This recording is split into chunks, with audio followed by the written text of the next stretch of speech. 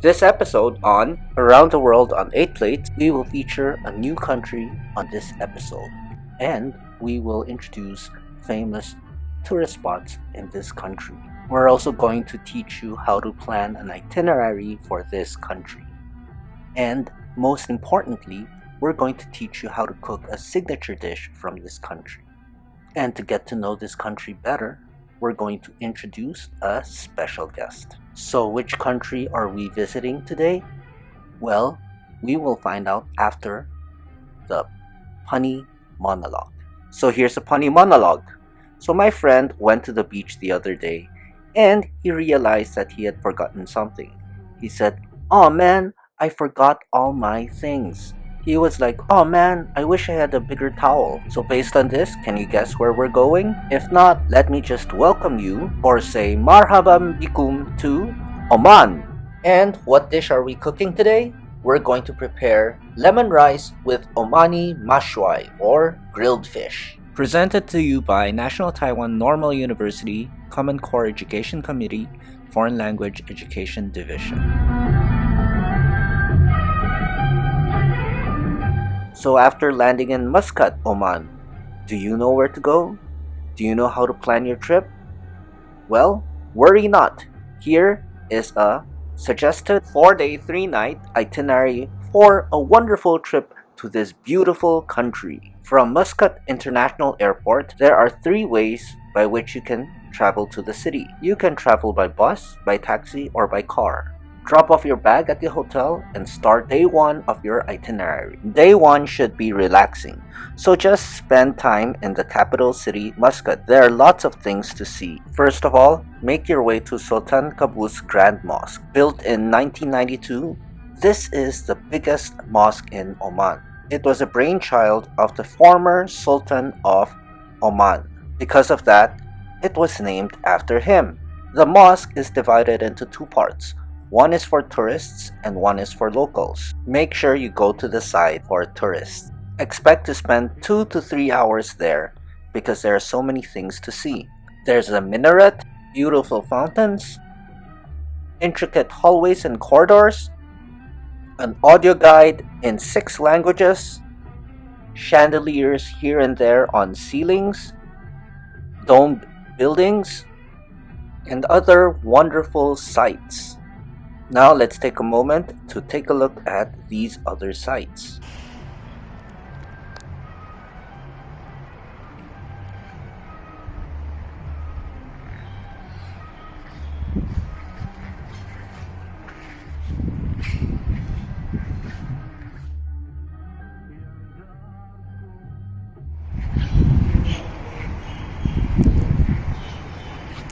After going around Sultanqaboos Grand Mosque, it's time to head to the Royal Opera House, Muscat.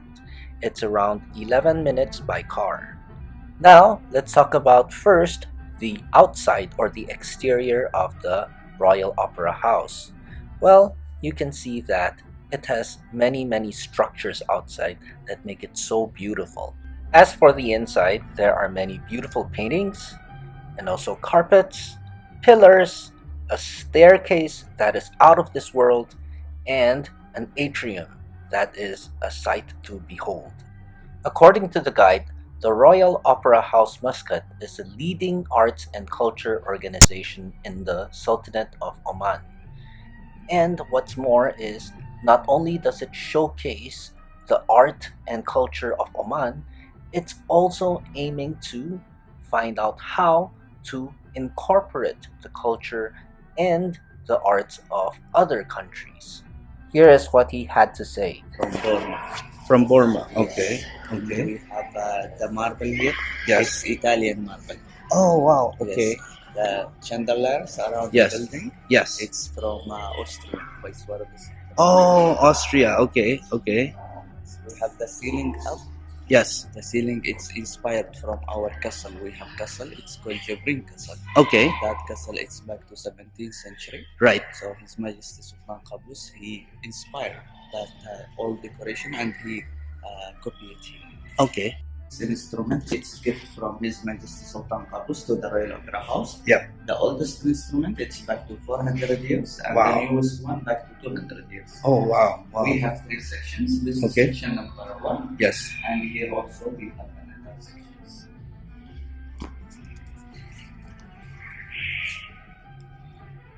Wow. Wow.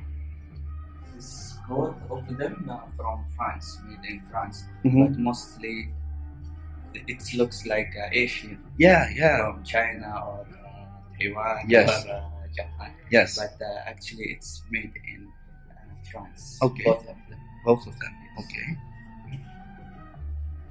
Wow. So this is the last musical instruments. Yes. We have the smallest instrument, the violin. Wow. This is the smallest instrument and the Royal Opera House instrument. Can you play that? Yes, Yes? yes. Okay. All the instruments, it's real instruments. Okay. Yes. We have here different collection of flutes Mhm. and recorder. Yes. And here also we have Italian. So, can you tell me why it's divided into 3 sections? How are they divided? Just they, without any reason. Okay. Just they put it as a display and as a small museum. Now let's take a few seconds to really appreciate and admire the beauty of this opera house.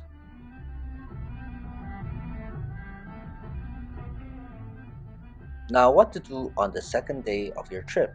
First, make your way to Mutra Kurnish. It's around 15 to 16 minutes by car from the city center. Other than the beautiful view of the sea, there are mosques, a nice seafront boardwalk, places for a picnic, rest areas, a really cool fort, a traditional market, otherwise known as a souk, and places where you can see cruise ships next to a dhow.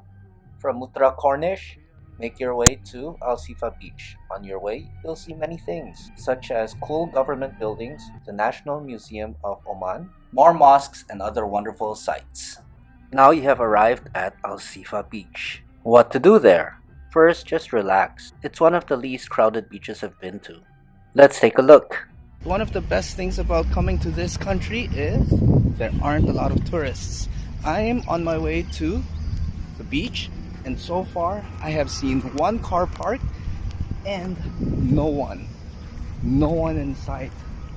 So let's go to the beach and see if there will be a lot of people on the beach. All right, I'm excited to show you what the beach looks like. Other than my car, you can count how many other cars are there. Now let's take a moment to enjoy the beauty of this beach.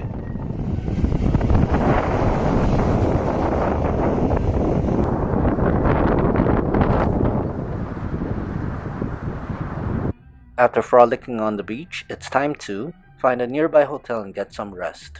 Now let's start day 3 of your trip. In the morning, depart from Al Sifa Beach and make your way to Bimmahsinkhole.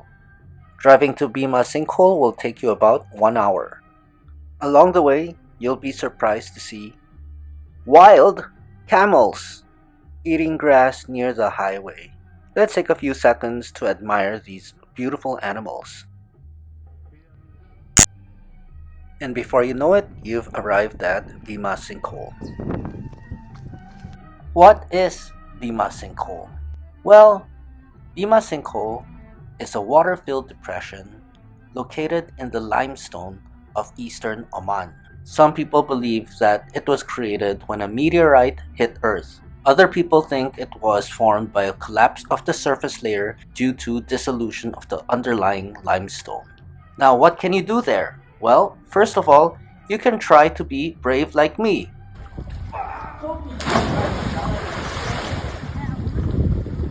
You can also go swimming in the clear water.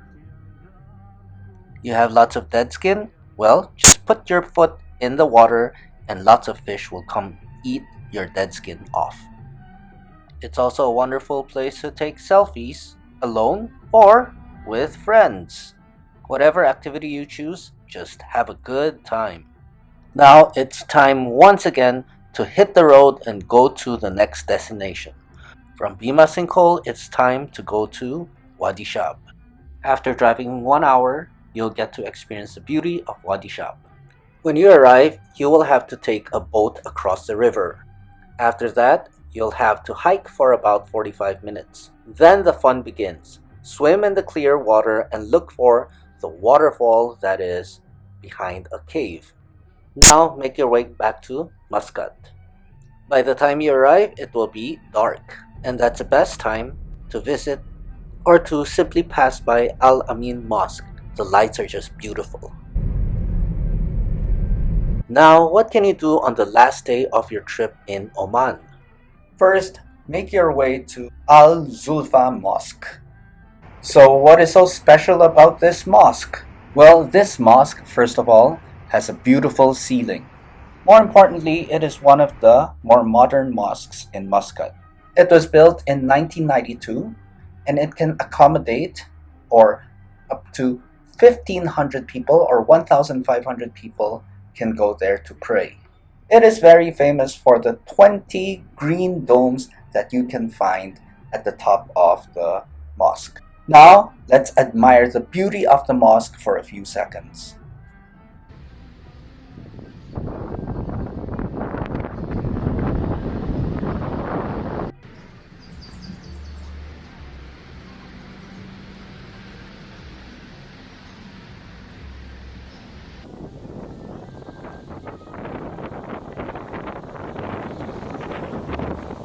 Now, what about the inside or the interior of the mosque? Well, look at the carpet, look at the walls, and you will see that the walls are designed using small tiles. Can you imagine how many tiles are used?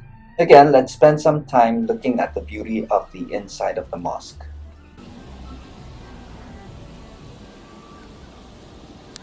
After going to the mosque, it's time to head back to the hotel. If you have an early flight, go straight to the airport after that. However, if you have an evening or an afternoon flight, go to the rooftop of your hotel and admire the view of Oman near the swimming pool. After swimming, it's a good idea to take a shower, especially if you have an evening flight and you have to check out of the hotel at 12. One last thing. When you travel, sometimes you don't have enough time to go to all the places you want. So here's a list of some of the places that I really wanted to go, but I just didn't have time.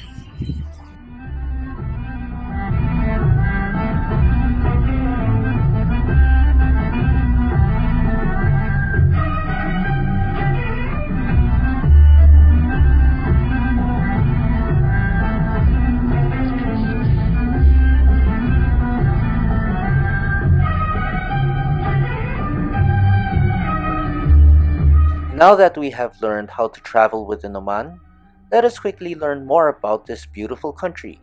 Here's a postcard showing us the flag, some basic information, and location of Oman on a map. Finally, continue reading to find out why it has one of the longest reigning monarchs in the world. After that, we're going to teach you how to cook. Alright, so without further ado, here is more information about Oman.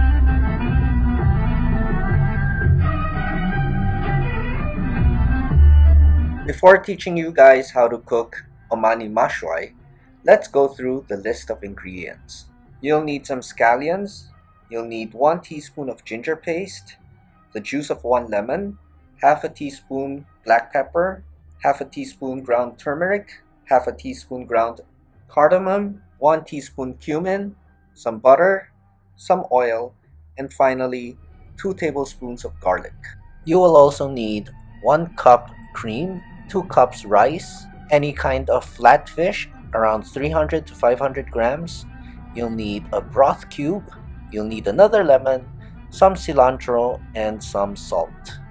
The turmeric is available at any supermarket. For the cardamom, just Google the store that I'm showing on screen right now. Step 1 is to marinate the fish. First, use a grater to make the ginger paste.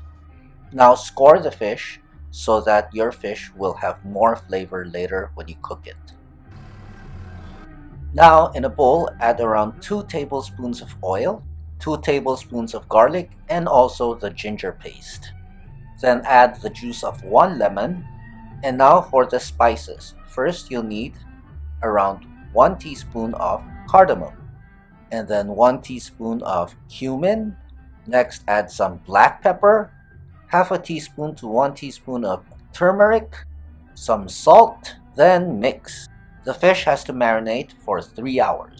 Let's go to step 2. The next step is to use a grater to take out the lemon zest. Now for step 3, let's cook the rice. In a hot skillet, add some oil, and then add some butter. When the oil and the butter are hot enough, add the scallions. Just use the white part of the scallions. Now when the scallions are burned a little, add the garlic. Now add the zest of the lemon. Mix and cook until the vegetables are fragrant. When the vegetables are fragrant, add the rice. Remember, it's uncooked rice. Now it's time to add some salt, the turmeric, and mix or stir everything together. Next, add some black pepper, some water with the broth cube, and the cream. Mix everything together so it doesn't burn, and now add the juice of 1 lemon. Now cover the pan with a lid or a glass cover and cook until the rice is soft. Finally, let's grill the fish. On high heat, put the fish one by one into the grill pan. When one side is cooked, turn the fish to the other side. Now, serve the fish and the rice together and top with chopped scallions and cilantro or dill. This recipe serves 2 to 3 people, and there you have it, lemon rice with mashuai or Omani grilled fish. In case you need it, here is a written recipe for today's dish. Feel free to share in the comments how your lemon rice turned out. I know during this pandemic, it's difficult and dangerous to travel abroad. Fortunately, we can taste a bit of Oman right in the comfort of our own home. If you enjoy my content, please like and subscribe to get weekly video recipes. Anyway, enough talking, here is a written recipe.